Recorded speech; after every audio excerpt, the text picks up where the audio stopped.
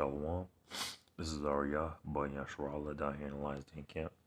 First and foremost, I want to give all praise and glory to Yahweh, Bahasham Yahweh Shai, Bahasham Rachak Wadash Ma'amath.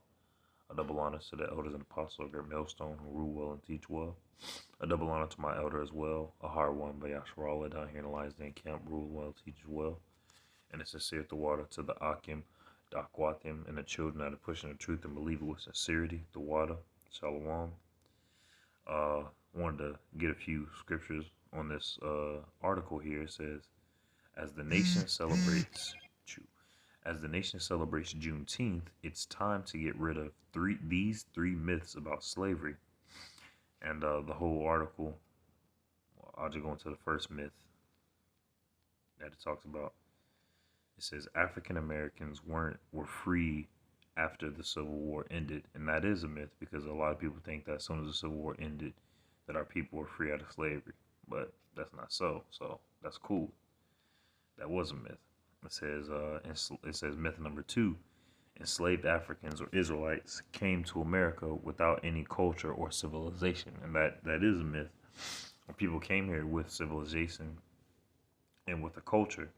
Majority of the culture and civilization was pagan. It was taught, it was African culture, but culture nonetheless. We had and some of our people who were knowing that they were Israelites, knowing that speaking Hebrew as well, that they were civilized. So yeah, that is a myth. That is a myth that our people came down here without any type of cultivation or civilization. The third one is the one that I wanted to speak on. It says enslaved Africans were brainwashed by a white man's pie in the sky Christianity, and that is not a myth. And going into this part of the article, it says in the Museum of the Bible in Washington D.C., there's a special exhibit of an artifact that is so rare that there are only a few now in existence. It is what historians call a slave Bible. It is a copy of a Bible that was used by British missionaries to convert enslaved Africans. Published in 1807, the Bible deletes any passages that inspire liberation.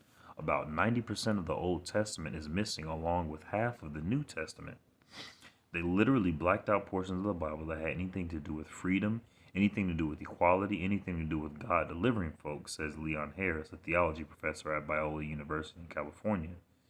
There is a misconception that Christianity was successfully used to create docile slaves who were conditioned to heed New Testament passages such as slaves obey your earthly masters. Malcolm X derided Christianity as a white man's religion used to brainwash black people to shout and sing and pray until we die for some dreamy heaven and the hereafter, while the white man has his milk and honey and the streets paved with gold right here on this earth.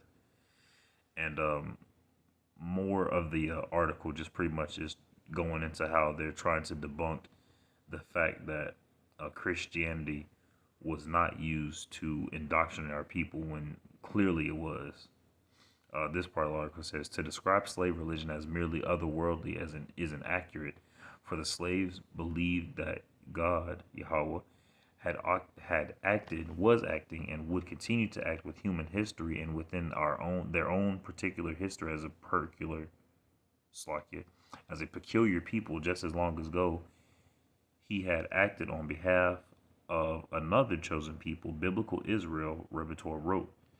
So they're just trying to pretty much dissuade people from thinking that Christianity, that religion, wasn't a tool used by our oppressors to indoctrinate our people into becoming more docile slaves, when not only was it a tool, but also, let me go ahead and pause it. So not only was it a tool by Esau to create more docile slaves to further stray us away from Yahweh Hashem Yahushai, but Yahweh Hashem Yahushai brought that upon us because we were going off in the beginning.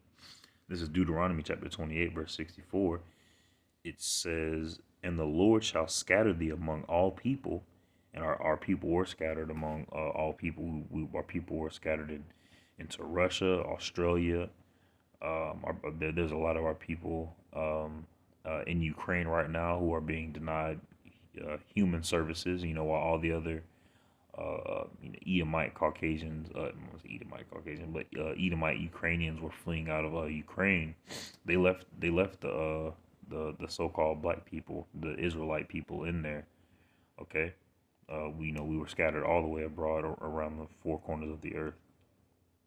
It says, from one end of the earth even unto the other, and thou shalt serve other gods which neither thou nor thy fathers have known, even wood and stone. Con.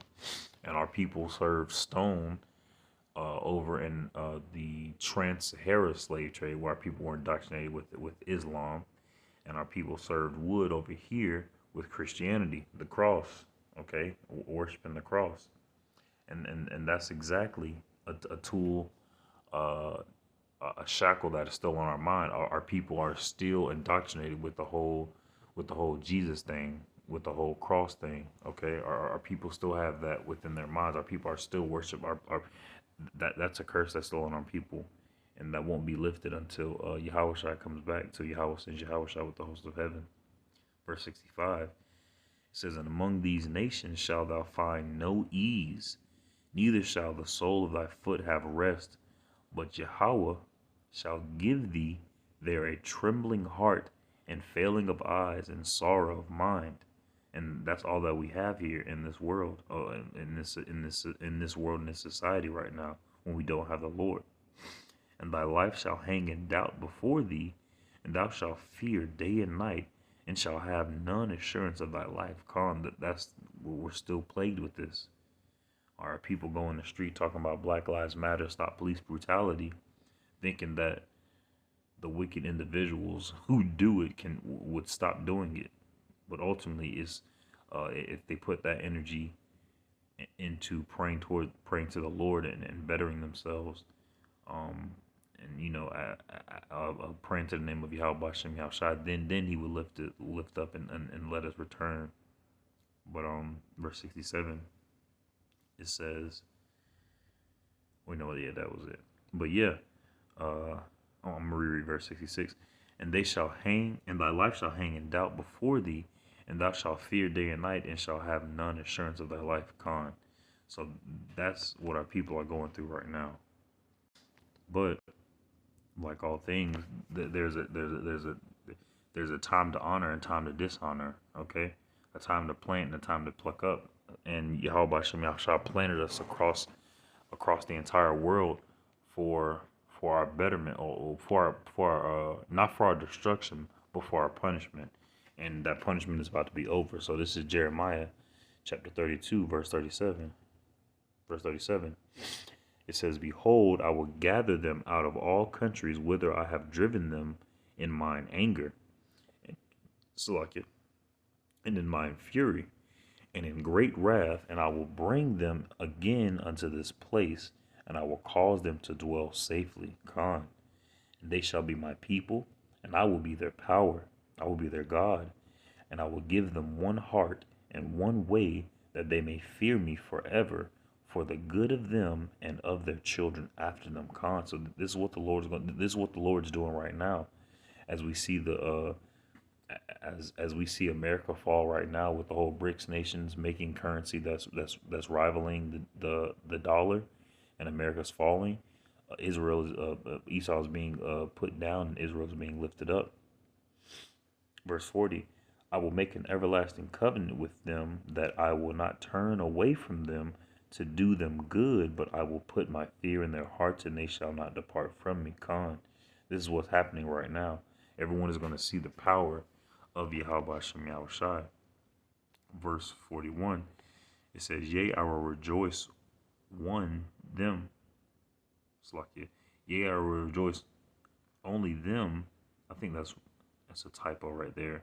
I will rejoice on them. Hold on, let me look it up in my scriptures real quick. Con. So I think it's over. So Jeremiah chapter 32, verse 41, it says, yea, I will rejoice over them to do good, and I will plant them in this land assuredly with my whole heart and with my whole soul. For thus saith the Lord, like as I have brought all this great evil upon this people, Con, and the evil was brought upon us for our betterment, All right, because of the curses that that the Lord brought upon us to purify us, as gold is refined in the furnace. It says, "So will I bring upon them all the good that I have promised them." Boom. So yes, um, so no, it is not a myth. I'm going back to the art. So no, it is not a myth that Christianity was used to further enslave our people mentally. All right, that's not a myth, but ultimately it was done by Yahweh Shem Yahushai to take us away from Him. But ultimately, we're going to be brought back to the glory of Yahweh Shem Yahushai. So I pray the lesson was edifying. Shalom.